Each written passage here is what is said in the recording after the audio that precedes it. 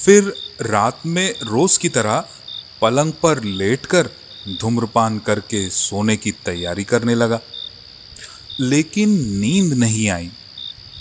ऐसा लगा कोई धीमी सी कर्कश आवाज में कुछ कह रहा है और मैं चौंक के उठ बैठा।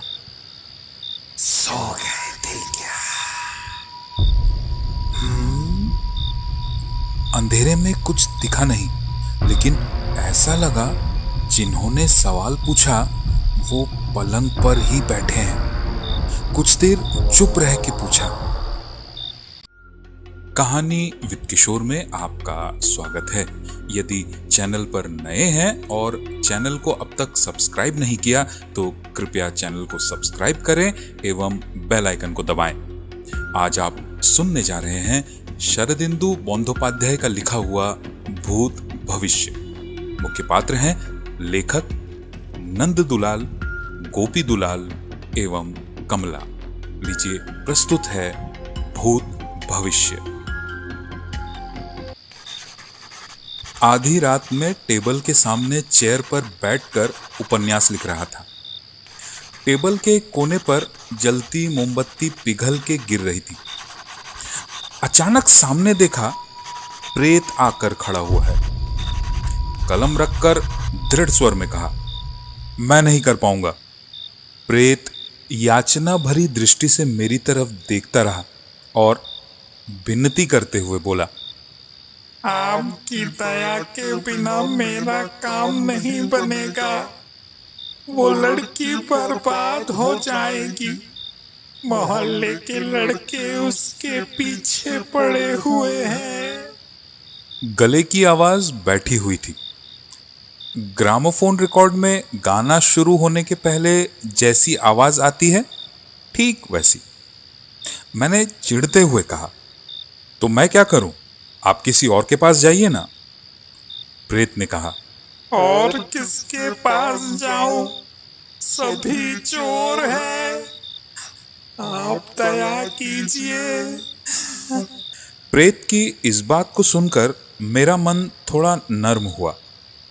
बात सही है कि मैं कर्ज के डर से छुपा हुआ जरूर हूं, लेकिन तब भी चोरी नहीं करूंगा ये बात प्रेत को भी पता है।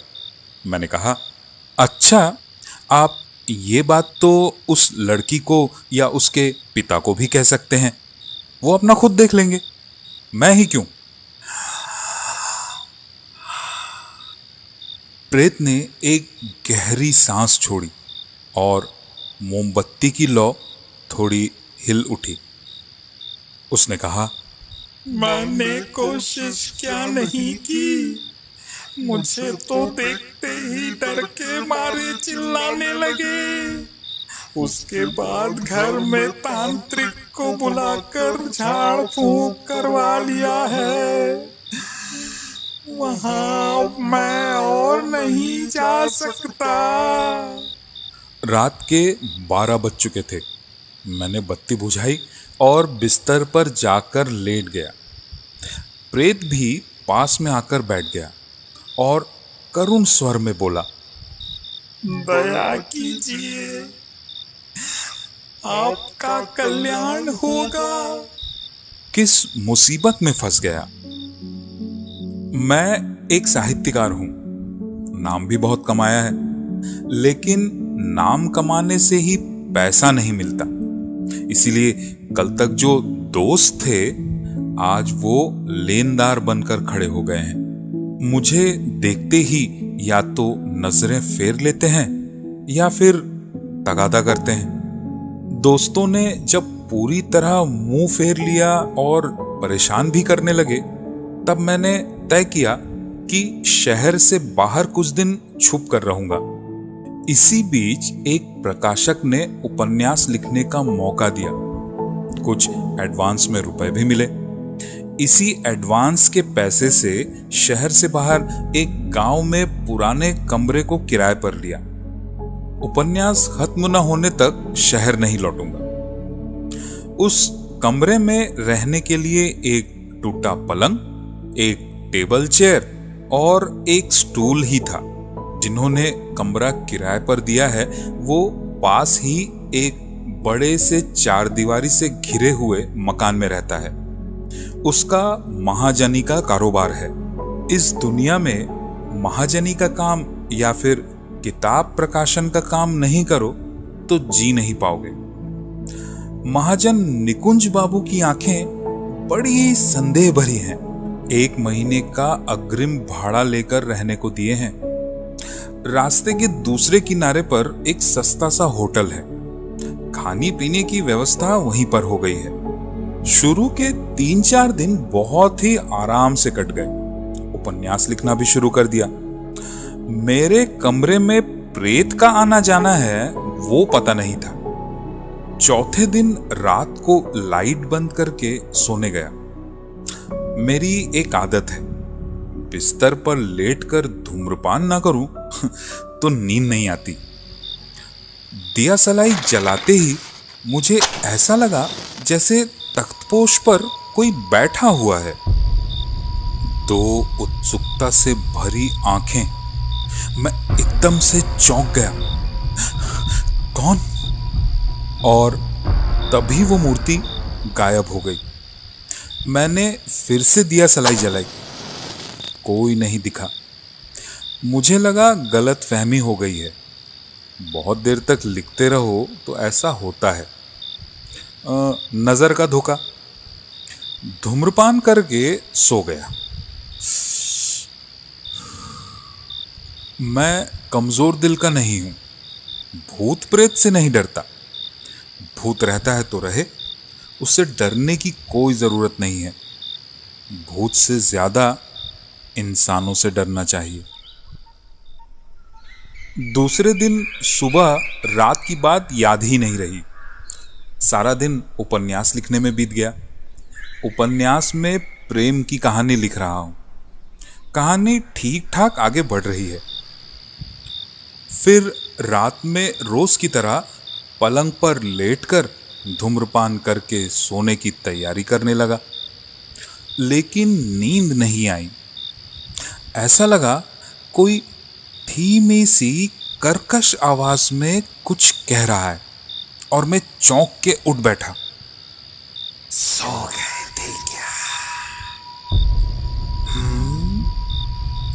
अंधेरे में कुछ दिखा नहीं, लेकिन ऐसा लगा जिन्होंने सवाल पूछा वो पलंग पर ही बैठे हैं। कुछ देर चुप रह के पूछा, आप कौन? जवाब मिला,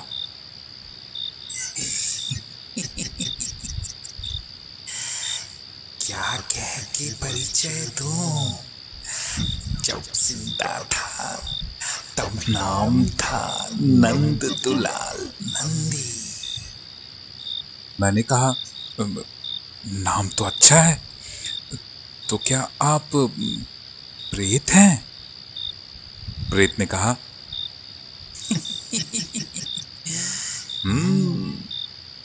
लेकिन आप डरिएगा नहीं, मैं किसी गलत इरादे से नहीं आया हूं।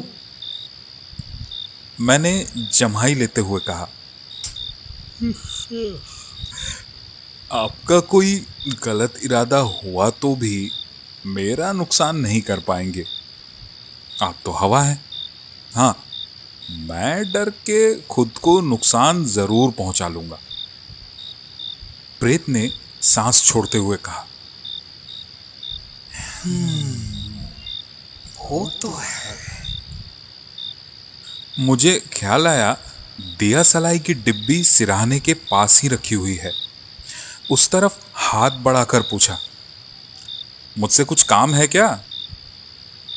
प्रेत ने कहा, वैसे तो कुछ काम नहीं है, बात करने के लिए कोई नहीं मिलता।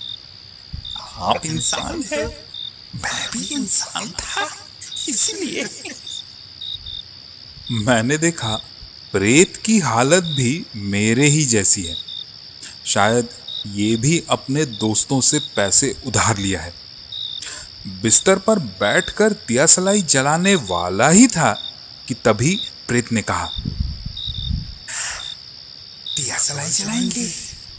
क्यों, आपको तकलीफ है?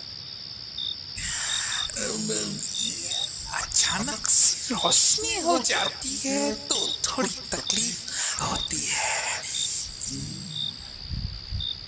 ठीक है, नहीं जलाता। वैसे कल एक पल के लिए आपका चेहरा देखा था, ठीक से देख नहीं पाया। कोई बात नहीं। कुछ देर सब शांत रहा। मैंने सोचा बेचारे को बात करने के लिए कोई मिलता नहीं, इंसान देखकर बातें करने आया है, मुझे ही कुछ पूछना चाहिए। तो क्या आप आसपास ही कहीं रहते हैं? पास ही में चारदीवारी के अंदर एक नीम का पेड़ है, उस पर ही रहता हूँ। ओह, तो आप भी निकुंज बाबू के किराएदार हैं। भाड़ा कितना देते हैं?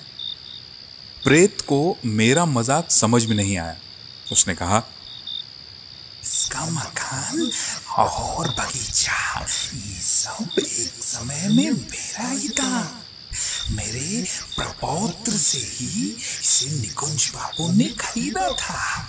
अच्छा, तो क्या आपके प्रपौत्र अभी जिंदा हैं? हाँ, उसकी हालत अब बहुत खराब हो चुकी है। आपके प्रपौत्र मतलब आप अंदाजन 80-90 साल पहले जिंदा थे? सिपाही आंदोलन के समय में था, पैसे भी कमाए, सोचा था 7 पीढ़ी बैठ के खाएगी, लेकिन प्रेत अपनी बात खत्म नहीं कर पाया। मैं और किसी ख्याल में एक सिगरेट मुंह से लगाकर अचानक माचिस जला दिया।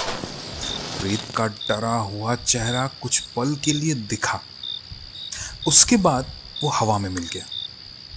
थोड़ी देर में फिर आएगा ये सोचकर कुछ देर तक सिगरेट पिया, लेकिन प्रेत फिर लौट कर नहीं आया। उसके बाद कई रातों तक वो नहीं दिखा। इधर मेरा उपन्यास धीरे धीरे आगे बढ़ रहा था। एक दिन रात को ऐसे ही खाना खाने के बाद लिखने बैठा था। लिखने में पूरी तरह मन लगा हुआ था, इसीलिए समय का पता नहीं चला। मन के जगत में निरंकुश भ्रमण करते करते अचानक यथार्थ की दुनिया में लौट आया। देखा टेबल के उस पार प्रेत खड़े होकर मंद मंद मुस्कुरा रहा है।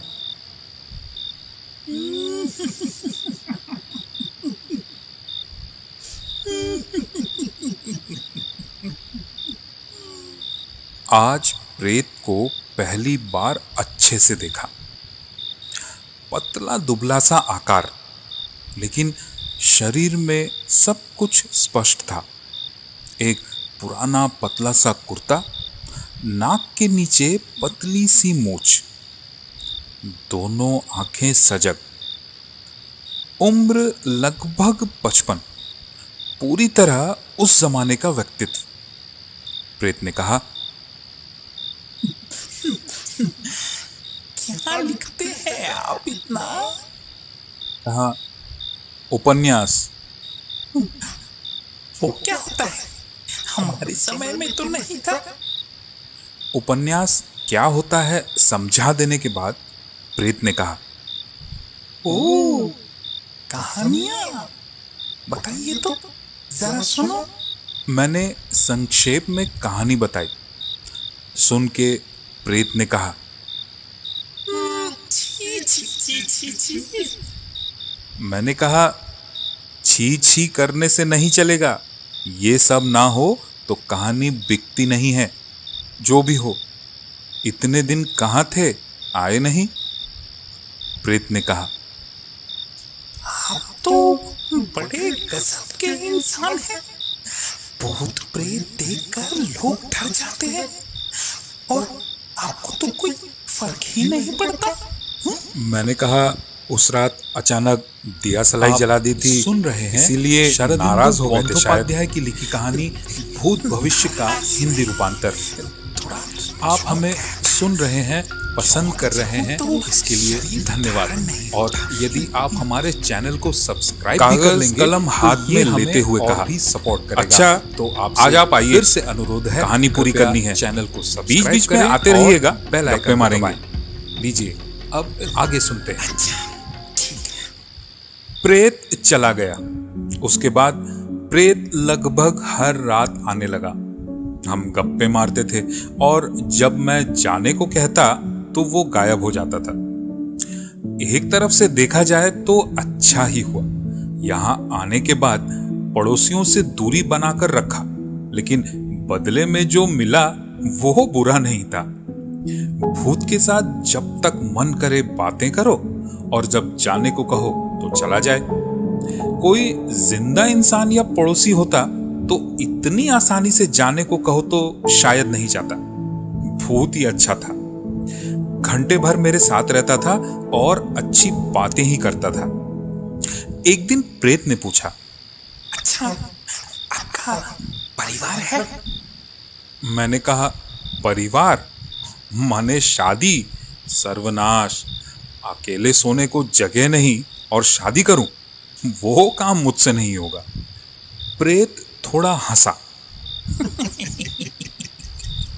कुछ देर तक सोचने के बाद फिर कहा, देखिए, इतने दिन आपके साथ मिलकर पता चला आप एक सज्जन पुरुष हैं, झूठ के नहीं है।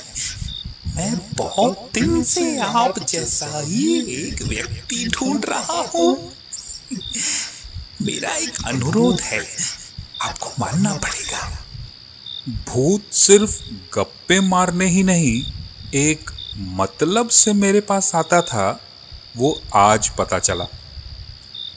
कोई प्रेत आत्मा बिना किसी मतलब के इतने दिन मुझसे मिलने आएगी, ये मुझे पहले ही सोच लेना था। सावधानी पूर्वक मैंने पूछा, कैसा अनुरोध? प्रेत ने तब टेबल पर हाथ रखकर अपनी और अपने वंश की बातें बताना शुरू किया। मुझे आभास हुआ कि जैसे बिच्छू के पूंछ के आखिर में डंक होता है, वैसे ही अनुरोध कहानी के आखिर में ही पता चलेगा। नंददुलाल नंदी ईस्ट इंडिया कंपनी के अफसर साहब के साथ व्यापार करके बहुत पैसा कमाया था। जमींदारी, खेत खलिहान, बागान सब कुछ ही था। जब उसकी उम्र 53 साल की थी, तब सिपाही विद्रोह शुरू हुआ। जहां वो रहता था उस इलाके में युद्ध की आशंका उतनी नहीं थी, लेकिन जो संपत्ति, रुपया, पैसा उसने जमा किया था, उसके कारण आशंका हमेशा बनी रहती थी। एक दिन आधी रात में नंददुलाल ने 100 सोने की मोहर एक पीतल के लोटे में रखकर नीम के पेड़ के नीचे मिट्टी में दबा दी। और भले ही सब चला जाए, ये 100 अकबरी मोहर तो बचेंगे। म्यूटनी, सिपाही विद्रोह की आग इस तरफ भले ही ना लगी थी। अराजकता के समय नंददुलाल के घर पे अचानक एक दिन डकैती पड़ी। नंददुलाल कमजोर दिल का था। ये देखकर उसे दिल का दौरा पड़ा और उसकी मौत हो गई। डकैत लूटपाट करके चले गए। धीरे धीरे विद्रोह की आग ठंडी हुई और शांति के दिन लौट आए। नंददुलाल बहुत हिसाबी इंसान था, सो उसके समय में संपत्ति बढ़ नहीं पाई। उसके बेटे यशोदा दुलाल के समय में संपत्ति बढ़ी। उन दिनों में होली और अन्य त्योहारों पर कीर्तन का आयोजन होता था। यशोदा दुलाल के समय में बाई नाच होने लगा। उसके बाद उसके बेटे ब्रज दुलाल ने विलासिता की सीमा पार कर दी। जूते में मोती जड़कर, बाई जी की पलटन पालकर, 100 के नोट उड़ाकर ब्रजदुलाल जब दुनिया से विदा हुए, तब साथ ही साथ लक्ष्मी जी भी विदा हुई। बचा रह गया बगीचे से घिरा हुआ ये एक घर। ब्रजदुलाल के बेटे गोपी दुलाल बाप के बचे कुचे जूठन में पलता रहा और वो भी जब खत्म हुआ तो आखिर में घर बिक गया। उसके बाद गोपी दुलाल पिछले 20 साल से बिके घर के बचे पैसे से और थोड़ा बहुत काम करके बहुत ही दीन हालत में अपना जीवन यापन कर रहा था। उसकी पत्नी का स्वर्गवास हो गया। एकमात्र लड़की जिसकी उम्र 21 है लेकिन उसकी शादी नहीं करवा पाया। अभी कुछ सालों से गोपी दुलाल को अस्थमा के रोग ने घेरा है। कहानी खत्म हुई तो मैंने पूछा, आपके प्रपौत्र यानी गोपी दुलाल यहीं पर रहते हैं? प्रेत ने कहा, हाँ, एक झोपड़ी में अपनी बेटी के साथ पड़ा हुआ है। उसके पास भी ज्यादा समय नहीं है। उसे काल ने घेरा है। उसके चले जाने के बाद बेचारी लड़की का क्या होगा? मुझे शक हुआ प्रेत शायद जोड़ी मिलाने का काम कर रहा है। मैंने सख्ती से कहा, देखिए, मैंने पहले ही कहा है शादी करने की हालत में मैं नहीं हूं। वो अनुरोध मुझसे मत कीजिए। प्रेत ने कहा, ना, मैं वो नहीं कह रहा। मैं तो ये कह रहा हूं कि यदि आप वो सोने की मुहर गोपी दुलाल को दे दे तो वो मरने के पहले अपनी बेटी की शादी करवा पाए। मैंने आश्चर्य से पूछा, वो सोने के मुहर का लोटा अभी भी नीम के पेड़ के नीचे दबा हुआ है क्या? हाँ, मरने के पहले किसी को बता ही नहीं पाया। जैसे दबा के रखा था वैसे ही है। इसीलिए तो वो नीम का पेड़ छोड़ नहीं पाता। प्रेत की बात पर पूरा विश्वास था। 100 अकबरी मोहर। 100 अकबरी मोहर की कीमत तो मैं नहीं जानता, लेकिन आज के बाजार में उनकी कीमत 10,000 से कम नहीं होगी। मैंने तभी आवाज में कहा, इतना सोना? इसकी कीमत तो बहुत ज्यादा होगी। भूत ने कहा, इसलिए तो किसी पर भरोसा नहीं कर पाया, सिवाय आपके। मैं क्या कर पाऊंगा? भूत ने विनती करते हुए कहा, आप ही कर पाएंगे। उस लोटे को खोद के बाहर निकालना होगा। ज्यादा खोदना नहीं पड़ेगा, एक हाथ तक खोदने पर ही मिल जाएगा। लेकिन खोदेगा कौन? मैं? भूत की आंखों ने चुपके से अनुरोध किया। मैंने चिल्लाते हुए कहा, वो बगीचा अब निकुंज पाल के कब्जे में है। वो मुझे खोदने क्यों देगा? और मैं उससे कहूंगा क्या, निकुंज जी, आपके बगीचे में सोना गड़ा है, मुझे खोद कर निकालना है, ये कहूंगा। भूत ने कहा, आप दिन में जाएंगे ही क्यों? आधी रात में 4 दीवारी फांद गए और नीम का पेड़ उनके मकान से बहुत दूर है। रात में बगीचे में कोई नहीं रहता। मैंने सिगरेट निकालते हुए कहा, माफ कीजिए, मुझसे नहीं होगा। आधी रात को अगर उनके बगीचे में मैं पकड़ा गया तो मेरे पैर तोड़ देंगे। वैसे भी निकुंज पाल मुझे शक की नजर से देखता है, मुझसे नहीं होगा। मैंने दिया सलाई जलाई। इसके बाद 3-4 रातों तक भूत के साथ मेरी बहस होती रही। मैं अपनी बात पर अटल और भूत अपनी जगह जिद्दी।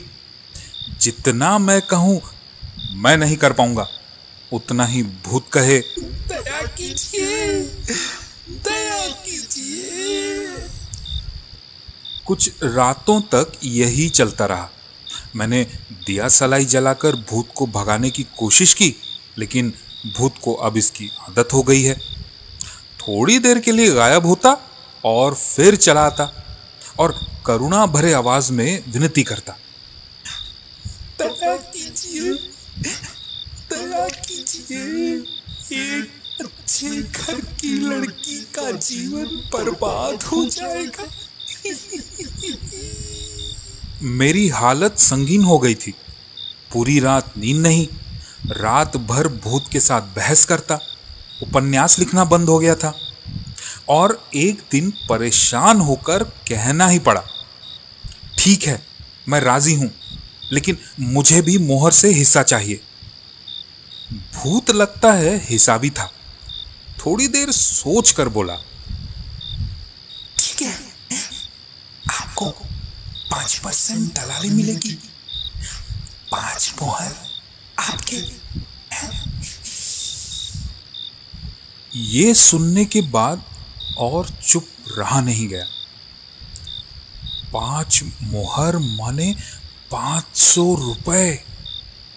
500 रुपए के लिए दुस्साहसिक कार्य ना करें, ऐसे साहित्यिक कितने ही हैं। मेरा दुख ये था कि बाकी के 95 मोहर हजम नहीं कर पाऊंगा। पेट की खातिर उपन्यास जरूर लिखता हूं, लेकिन चोरी नहीं कर पाऊंगा। इसके अलावा चोरी करके कहां जाऊंगा? नंद दुलाल के भूत से कैसे बच पाऊंगा? रात के 2:30 बजे प्रेत के पीछे पीछे बाहर गया। आसमान में कृष्ण पक्ष का चंद्रमा था। उसी की रोशनी में 4 दीवारी फांद कर निकुंज पाल के घर में घुसा। जो भूत देख के नहीं हुआ वो ही हुआ। सीने की धड़कन जोरों से धड़कने लगी। भूत ने दिखा दिया, एक जगह पर कुदाली और सब्बल पड़ा हुआ था। मैंने कुदाली उठाई। प्रेत ने रास्ता दिखाया। नीम पेड़ के पास पहुंचकर एक जगह हाथ दिखाकर भूत कमर में हाथ रखकर निरीक्षण करने लगा। मैंने खोदना शुरू किया। चारों तरफ सन्नाटा, एक आवाज नहीं। थोड़ी देर के लिए लगा मैं भी इंसान नहीं हूं। आधे घंटे में पीतल का लोटा लेकर अपने कमरे में आ गया। लोटे का रंग हरा था और अंदर खाली 100 अकबरी मोहर जगमगा रहे थे। भूत ने ये देखकर अभिमान करते हुए कहा, मैं पसीने से तरबतर था। दिया सलाई जलाकर एक सिगरेट सुलगाई। भूत को ज्यादा भाव देने की जरूरत नहीं है। दूसरे दिन सुबह मैंने लोटे को खोलकर देखा। सपना नहीं, माया नहीं, मति भ्रम नहीं, सच में 100 अकबरी मोहर। उसमें से 5 मोहर निकाल के बाकी के 95 मोहर एक पोटली में बांध के घर से निकला। मैंने देर नहीं की। सोना लालच जगा देता है। ज्यादा देर अपने पास रखा तो लालच संभाल नहीं पाऊंगा। गांव के एक कोने में गोपी दुलाल की झोपड़ी ढूंढ निकाला। झोपड़ी के सामने एक लड़का सीटी बजाते हुए टहल रहा था। मेरे दरवाजा खटखटाने के बाद लड़का तीखी नजरों से मुझे घूरता हुआ वहां से निकल गया। एक लड़की ने दरवाजा खोला और सामने एक अपरिचित को देखा तो पीछे सरक कर आंखें नीचे करके खड़ी हो गई और धीरे से पूछी, किनसे मिलना है? पिताजी घर पर नहीं है। समझ में आ गया, गोपी दुलाल की कुंवारी लड़की है। रंग गोरा, चेहरे पर मासूमियत, यौवन से भरी हुई, लेकिन आंखों में आतंक, जैसे खुद के यौवन से ही डरी हुई हो। बदन पर किसी तरह लपेटी हुई एक पुरानी मैली सी साड़ी। मैंने आवाज साफ करते हुए पूछा, क्या ये गोपी दुलाल जी का घर है? जी। वो घर पर नहीं है? कब लौटेंगे?